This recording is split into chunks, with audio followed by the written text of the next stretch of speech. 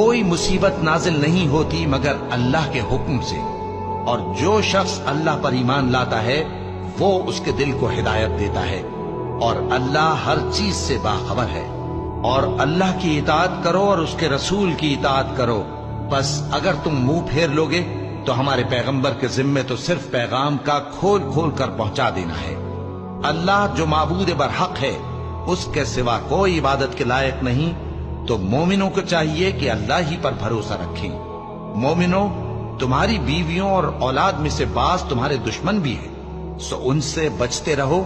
اور اگر معاف کر دو اور درگزر کرو اور بخش دو تو اللہ بھی بخشنے والا ہے، مہربان ہے۔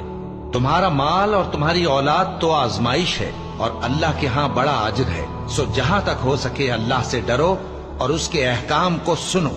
اور اس کے فرمانبردار رہو اور اس کی راہ میں خرچ کرو، یہ تمہارے حق میں بہتر ہے۔